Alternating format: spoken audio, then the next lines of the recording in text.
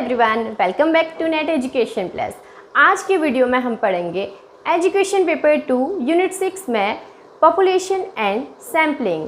Let's start today's video. Population किसे कहते हैं, यानी जनसंख्या क्या होती है। किसी एरिया में रहने वाले कोई भी एनिमल्स हों या group of animals, group of people और अदर यूनिट्स जिसमें एक या उससे ज़्यादा कैरेक्टरिस्टिक कॉमन होने चाहिए, उसे कहेंगे पॉपुलेशन या जनसंख्या। आगे पढ़ते हैं definition of population. A population is any group of individual और यूनिट दैट हैज वन और मोर कैरेक्टरिस्टिक्स इन कॉमन। ये है पॉपुलेशन की डेफिनेशन। आगे पढ़ेंगे टाइप्स ऑफ पॉपुलेशन कि जनसंख्या कितने प्रकार की होती है, देखते हैं। पॉपुलेशन कॉमनली 2 टाइप्स की होती है। फर्स्ट है finite population and second is infinite population. निश्चित जनसंख्या और अनिश्चित जनसंख्या। फाइनाइट पॉपुलेशन में क्या होता है, फाइनाइट नंबर्स ऑफ इंडिविजुअल्स और यूनिट। फाइनाइट पॉपुलेशन में निश्चित संख्या में ग्रुप ऑफ इंडिविजुअल्स या यूनिट्स रहते हैं, मीन्स काउंटेबल होते हैं, जिनको हम काउंट कर सकते हैं, गिनती कर सकते हैं, उसे कहते हैं फाइनाइट पॉपुलेशन।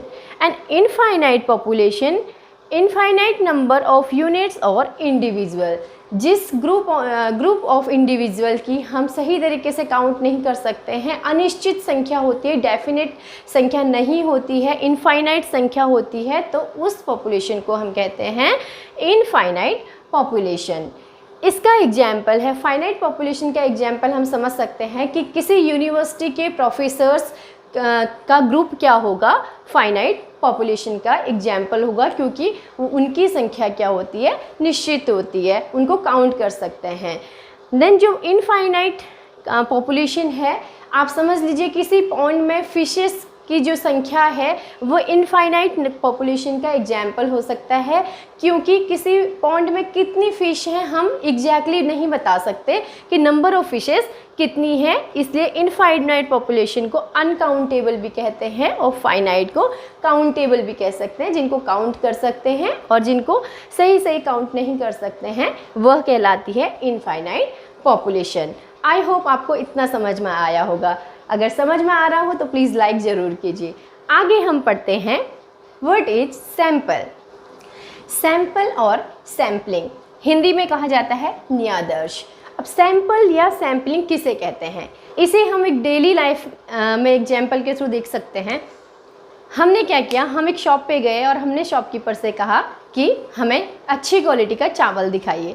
शॉपकीपर हमें चावल का ढेर दिखा देता है और हम क्या करते हैं, एक मुट्ठी चावल उठाते हैं और चेक करते हैं कि चावल की क्वालिटी कैसी है, अच्छी है या ख़राब है। हमें एक मुट्ठी चावल से पता लग जाता है। तो ये एक मुट्ठी चावल क्या है, पूरे चावल का रिप्रेजेंटेटिव है, मीन्स कि एक मुट्ठी चावल से हमें पूरे चावल के बारे में पता चल गया कि इसकी क्वालिटी कैसी है। तो ये मुट्ठी चावल क्या हो गया, सैंपल हो गया, जिससे हमें पता चल गया कि किस क्वालिटी का चावल है।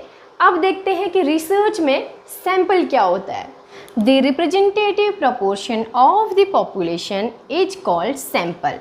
The representative proportion of the population is called sample and the process is known as sampling. और ये पूरी जो प्रोसेस होती है रिप्रेजेंटेटिव सैंपल को ऑब्टेन करने की, इस प्रोसेस को कहते हैं सैम्पलिंग। आई होप इतना समझ में आया होगा। अब देखिए, जब भी रिसर्चर सैम्पलिंग करते हैं या सैंपल लेते हैं तो उनको कुछ बातें ध्यान में रखनी होती हैं कि उनको हमेशा सैंपल क्या करना चाहिए, कंट्रोल्ड कंडीशन में लेना चाहिए और एक सिस्टमेटिक तरीके से लेना चाहिए। अदरवाइज क्या हो सकता है, सैंपल डिफेक्ट आ सकता है सैंपल में और वो पूरे पॉपुलेशन के बारे में सही जानकारी नहीं देगा और पूरी पॉपुलेशन को डिफाइन नहीं कर पाएगा। आगे देखते हैं कि कौन कौन से स्टेप्स हैं सैम्पलिंग के, कि किन किन स्टेप्स से हम सैम्पलिंग की प्रोसेस करते हैं। टोटल 4 स्टेप हैं सैम्पलिंग के, देखते हैं कौन कौन से हैं। सैम्पलिंग करने के लिए हमारा फर्स्ट स्टेप क्या होगा? फर्स्ट स्टेप है डिफाइनिंग द पॉपुलेशन। जब भी हमने सैंपल लेना होगा तो हम क्या करेंगे? पॉपुलेशन को डिफाइन करेंगे कि किस एरिया की पॉपुलेशन हमने लेनी है, कहाँ पे हमारी पॉपुलेशन है। डिफाइनिंग द पॉपुलेशन, पॉपुलेशन को डिफाइन करेंगे।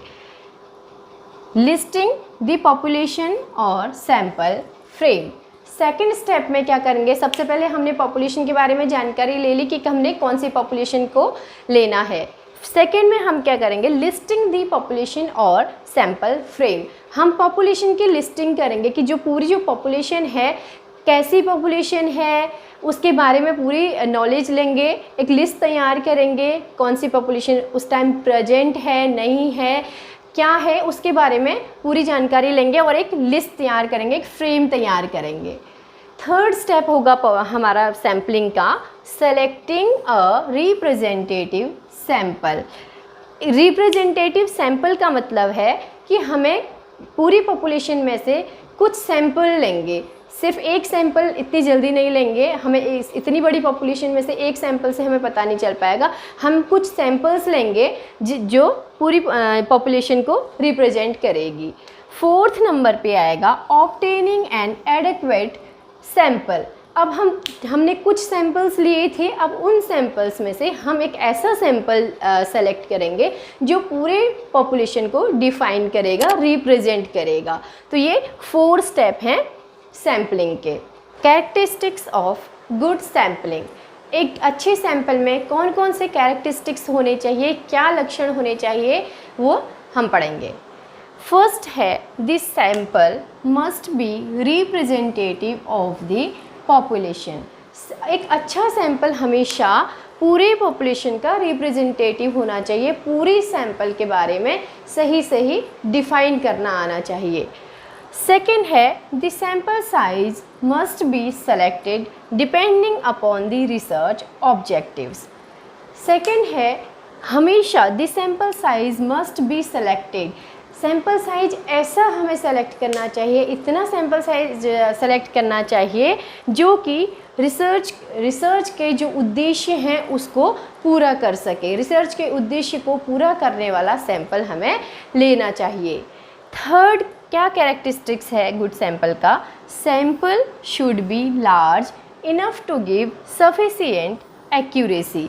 सैंपल इतना बड़ा होना चाहिए कि वह सही क्या दे? एक्यूरेसी दे, पूरे पॉपुलेशन के बारे में सही जानकारी दे, ऐसा हमारा सैंपल होना चाहिए।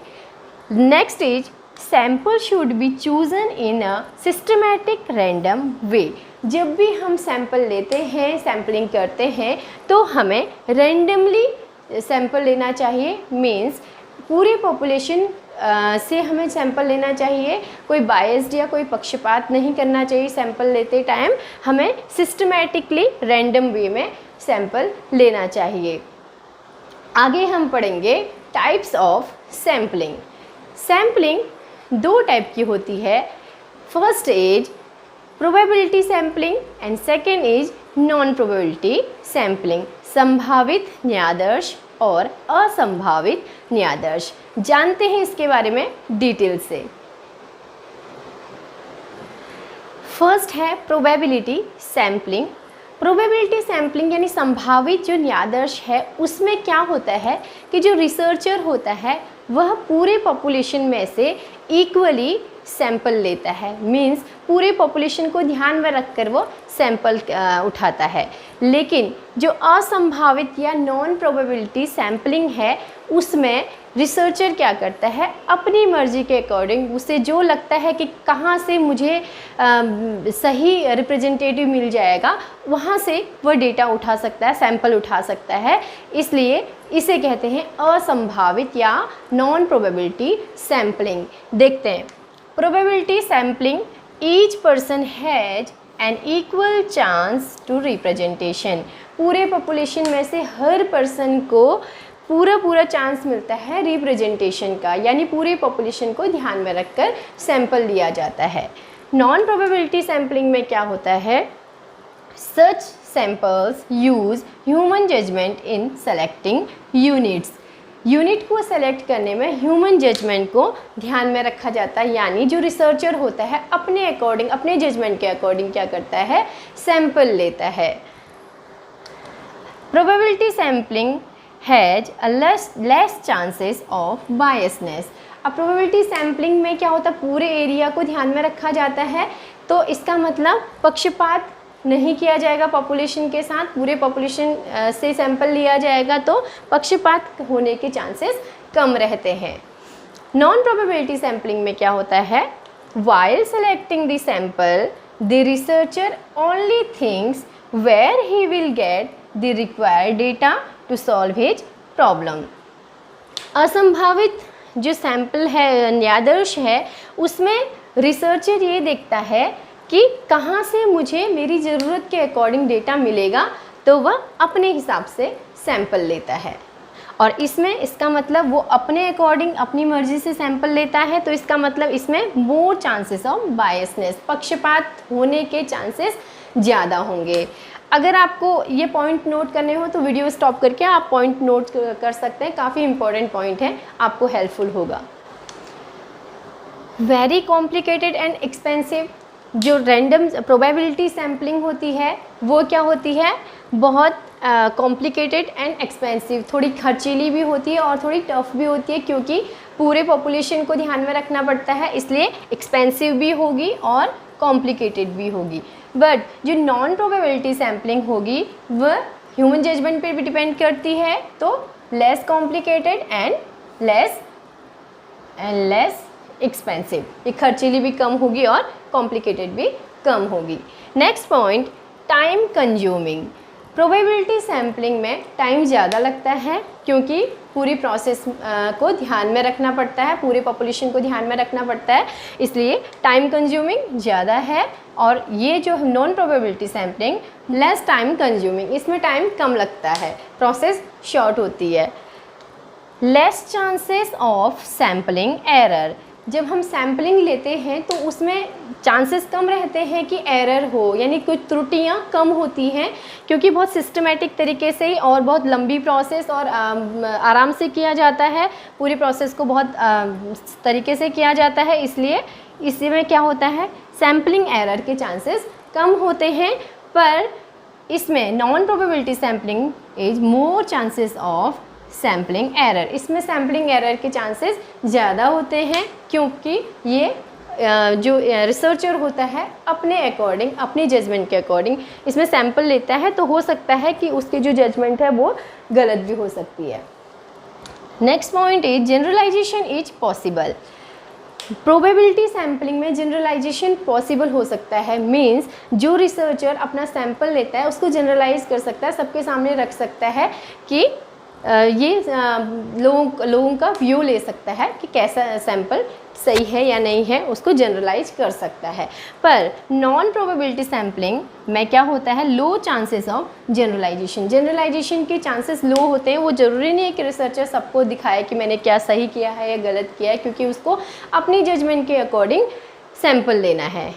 आई होप आपको आज का वीडियो पसंद आया होगा। अगर पसंद आया है तो प्लीज़ सब्सक्राइब ज़रूर कीजिए। नेक्स्ट वीडियो में हम पढ़ेंगे types of probability sampling and types of non probability sampling. Probability sampling और नॉन प्रोबेबिलिटी सैम्पलिंग के कितने प्रकार होते हैं डिटेल से पढ़ेंगे। Thank you so much for watching.